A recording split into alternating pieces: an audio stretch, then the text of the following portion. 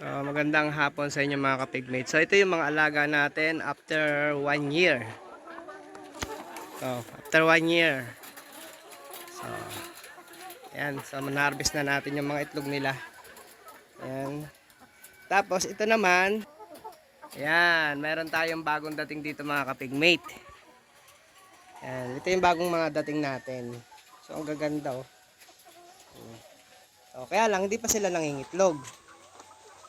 Hindi pa sila nangingitlog mga kapigmate. Ayan, bagong dating parang 16 weeks lang ata. Hindi ko sure. Pero mga alam ko dito, mga 2 weeks pa ako magpapakain bago mga itlog. Ayan, pero ang gaganda oh. Ang gaganda nila. Ayan. So dagdag. Kasi pag nagbebenta ako dito ng itlog, ay laging ubos. So araw-araw, kada ano. So pag-harvest na pag-harvest, may namimili agad.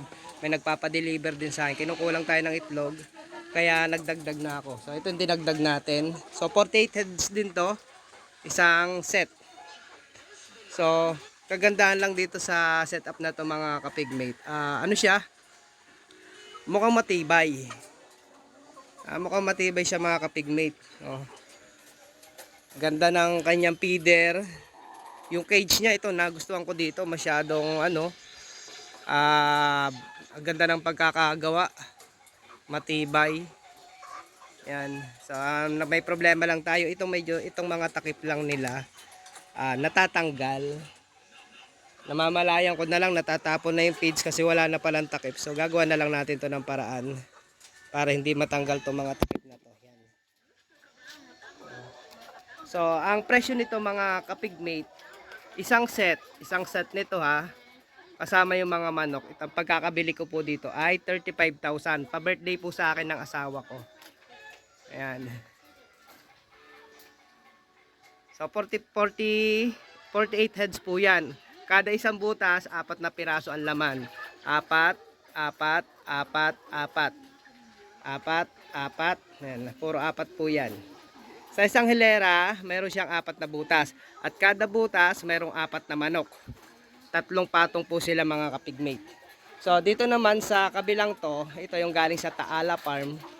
So 48 din po yan. 48 heads. Bawat butas ay 4 na pirasong manok din. Pero meron silang 2, 4, 6. So meron silang 6 na butas. Ay 6 na division. Tapos kada isang division merong 4 na manok. So, ang bili naman natin dito sa Taala Farm mga kapigmate. Ito yung pautang ng Taala Farm ha. So, hulugan to na 45,000. So, mahigit isang taon na ang nakaengkwentro ko ditong problema sa gantong setup. Ito yung medyo yung kulungan nila mga kapigmate. Matibay naman ang problema. Ito mga to kinakalawang na kasi ito mga nakatali lang yan oh. Yun oh. Nakalawang na. Yan. Tapos, itong kanyang paa masyado maliit. O, mapapansin nyo lito. Maliit. Ito naman paa nito, laki. Ang nagustuhan ko lang dito, maano siya, mahaba.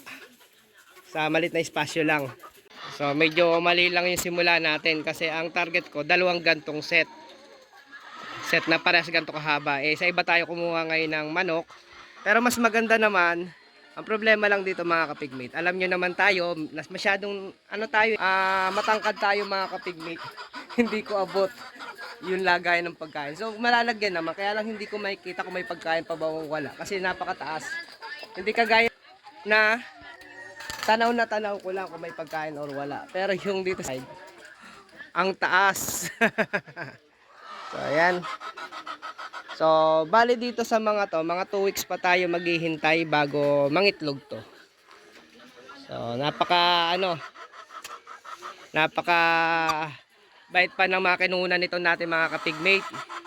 Mga taga dito lang din sa Bayawan. So, so ito, shoutout nga pala kay Jason Cara. Tapos dito kay so, i-ano ko na lang sa screen mga kapigmate. So, sila yung mga binilang ko ng manok. Napakababait. So, lahat ng tanong mo sasagutin naman nila, walang problema. Tapos ang aking dito mga kapigmate, nung bago dalhin yung manok dito, Pinauna ko na po tong cage. Pinauna ko yung cage kasi lalagyan ko nga nitong semento. Gusto ko kasi level yung lupa kasi dito sa building na pinagawa ko, yung buildingan natin, ay hindi pantay yung lupa. So, ang ginawa ko, pinadeliver ko muna tong cage para ma-actualan ko yung patungan, tungtungan, yan, para hindi lumulubog yung bakal. So, nagsemento na tayo dyan. Sinementuhan na natin yan para nakalibel yun. So, hindi man maganda, at least nasunod yung gusto ko na libel yung ating mga alagang layer chicken. So, itong mga to ay medyo nagpapa-recover pa yung mga yan, mga kapigmate kasi pagod yata sa biyahe. May mga pakain pa. Yan. Okay, so ito magkaiba yung tubigan nila. Itong isang to parang may tagasahod pag yan, may tagasahod dito mga kapigmate.